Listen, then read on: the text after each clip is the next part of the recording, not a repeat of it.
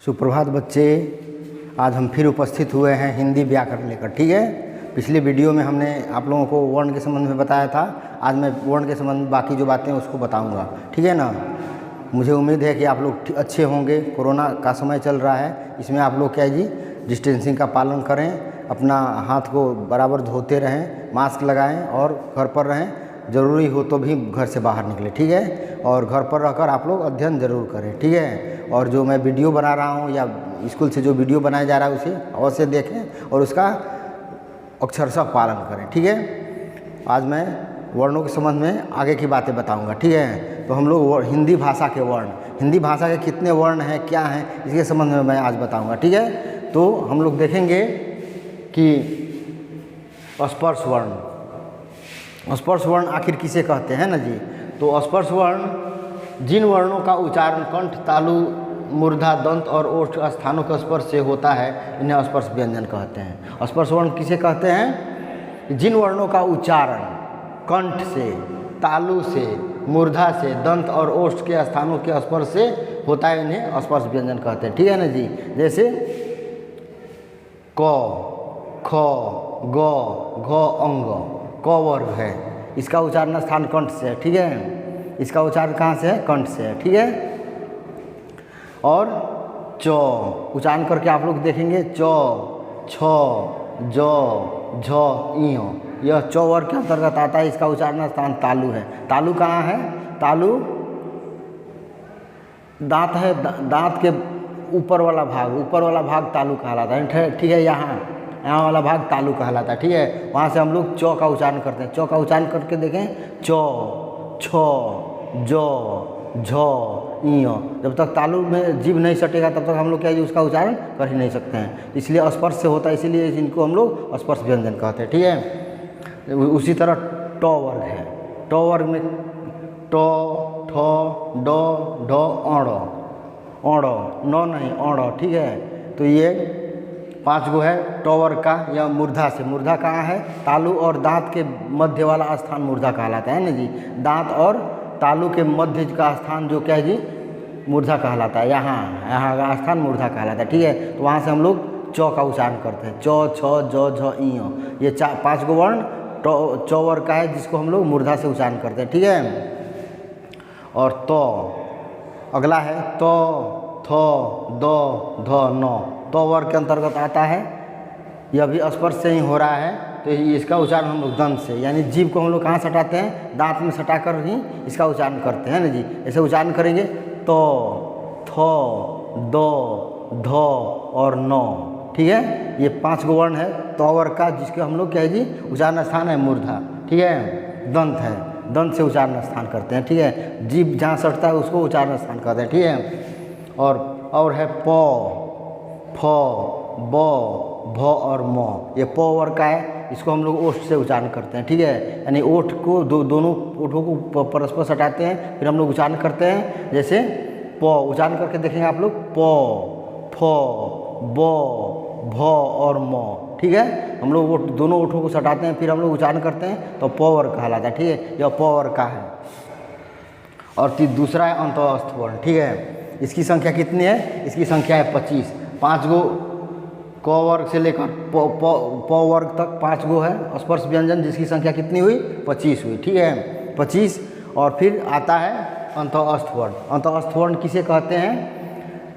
जिन वर्णों के उच्चारण में वायु अंदर की तरफ आती है, जिन वर्णों के उच्चारण में वायु कहाँ जाती है? अंदर की तरफ आती है, उसे हम लोग अंतःस्थ वर्ण कहते हैं। जैसे हम लोग उच्चारण करके देखेंगे, य उच्चारण करेंगे तो य वायु अंदर की तरफ आ रही कि नहीं? य, र, ल और व, ये 4 गो वर्ण है जो अंतःस्थ वर्ण है। ठीक है, अंतःस्थ वर्ण के उच्चारण स्थान कहाँ है? तो ये जीभ, तालु, ओठ और क्या है जी, मूर्धा से सटकर, जीभ सटकर क्या है जी उच्चारण करता है, इसीलिए इसको अंतःस्थ वर्ण कहते हैं। ये अर्ध स्वर भी कहलाता है। ठीक है, और दूसरा है ऊष्म वर्ण। ऊष्म वर्ण किसे कहते हैं? तो जिन वर्णों के उच्चारण में ऊष्म वायु, गर्म वायु क्या है जी बाहर की तरफ निकलती है, उसे ऊष्म व्यंजन कहते हैं। ठीक है, तो ऊष्म व्यंजन में कौन कौन से वर्ण है? तालव्य स, इसको तालु से सटाकर हम लोग उच्चारण करते हैं ना जी, तालव्य स, यह नाम ही उच्चारित कर रहा है तालव्य स, ठीक है। तालव्य स यानी तालु से उच्चारित करके हम लोग क्या जी इसका उच्चारण करते हैं। तालव्य स, मूर्धन्य स, मूर्धा के पास हम लोग जीभ को ले जाते हैं और फिर हम लोग उच्चारण करते हैं मूर्धन्य स। और दंत स, दांत में सटाकर हम लोग क्या है जी जीभ को दांत में सटाते हैं और फिर स का उच्चारण करते हैं, जैसे स, इस तरह उच्चारण करते हैं। और ह, ये चार को उच्चारण करने में ऊष्म वायु बाहर की तरफ निकलती है, इसलिए इसको हम लोग ऊष्म व्यंजन कहते हैं। इनकी संख्या भी कितनी है, 4 है, ठीक है, 4 है। और फिर आता है आप लोगों को संयुक्त व्यंजन। संयुक्त व्यंजन में फिर 4 गो वर्ण होते हैं ना जी।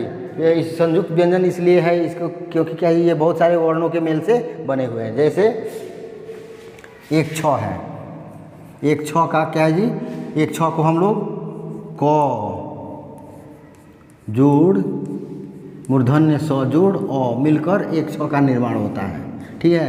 तो ये 3 गो वर्णों के मेल से बना है, इसीलिए इसे संयुक्त व्यंजन कहते हैं, ठीक है। और दूसरा है त्र, त्र में है त जोड़ र जोड़ अ मिलकर ये त्र बनता है, ठीक है। त्र यानी त्र का उच्चारण स्थान भी क्या है जी विभिन्न ये अक्षरों के मेल से बना, वर्णों के मेल से बना, इसीलिए संयुक्त व्यंजन कहते हैं इसको, ठीक है। और क्या है जी ज्ञ, ज्ञ है ज जोड़ इ जोड़ अ बराबर ज्ञ। तो ज्ञ का उच्चारण भी क्या है जी हम लोग विभिन्न वर्णों के मेल से बना, इसीलिए इसका उच्चारण स्थान नहीं है, ठीक है। इसलिए ज्ञ ज जोड़ इ जोड़ अ यानी कि ये 3 गो वर्ण के मेल से बना, इसीलिए इसको संयुक्त व्यंजन कहते हैं। फिर आता है स्र, तालव्य स जोड़ र जोड़ अ बराबर स्र, यानी श्री इत्यादि लिखने, श्रद्धे श्री लिखने की इत्यादि में क्या है इसका प्रयोग करते हैं हम लोग, ठीक है। तो ये क्या है 4 गो है आपका संयुक्त व्यंजन। संयुक्त व्यंजनों की संख्या कितनी हुई, 4, ठीक है। फिर द्विगुण व्यंजन, द्विगुण व्यंजन क्या है जी, एक ड़ और एक ढ है, ठीक है। अंग हम लोग देखिए, अंग लिखते हैं हम लोग, अंग बगल में हम लोग छोटा सा बिंदु देते हैं, ठीक है, बगल में, तो ये हो जाता है अंग।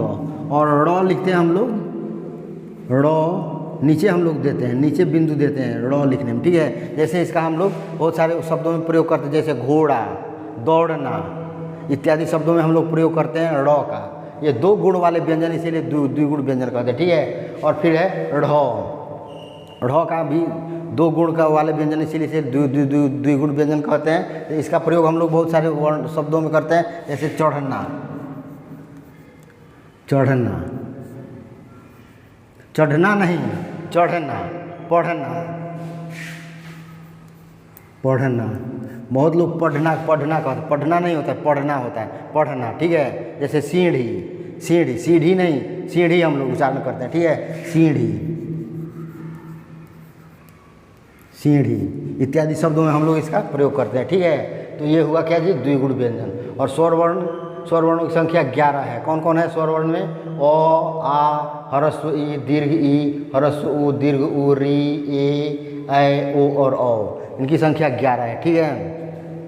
और आयोगवाह, अंग और अ को आयोगवाह कहते हैं। आयोगवाह क्यों कहते हैं, क्योंकि यह स्वर वर्ण है न व्यंजन वर्ण है, ठीक है। इसके पहले अंग के पहले क्या जी अ स्वर वर्ण है और न क्या जी व्यंजन वर्ण है, यानी दोनों के मेल से बना है। फिर भी यह क्या जी हम लोग इसको पढ़ते और लिखते साथ साथ रहता है, इसीलिए इसको हम लोग आयोगवाह कहते हैं, ठीक है। और अ के पहले क्या है जी स्वर वर्ण है और ह क्या है जी व्यंजन वर्ण है, दोनों के मेल से ये बना हुआ है अ, इसीलिए क्या है जिसको हम लोग आयोगवाह कहते हैं। आयोगवाह का अर्थ होता है कि योग न होने पर जो साथ रहता है उसे आयोगवाह कहते हैं, ठीक है। जो योग न होने पर जो साथ रहता है उसे आयोगवाह कहते हैं। तो अंग और अ क्या है जी आयोगवाह है, तो यह इनकी संख्या भी 2 है, ठीक है। इसलिए कुल मिलाकर कितने हुए, कुल मिलाकर हम लोग के हिंदी भाषा के वर्ण 52 होते हैं, ठीक है। 52 वर्ण होते हैं, 52 होते हैं। जैसे मैं जोड़कर बता दूँ 25 4 29 4 33 33 4 37 2 39 39 और 11 कितना हुआ 39 और 11 50 और 2 52 वर्ण हुए। हिंदी भाषा में कुल 52 वर्ण का प्रयोग होता है ना जी। और इसके 52 वर्ण का प्रयोग होता है।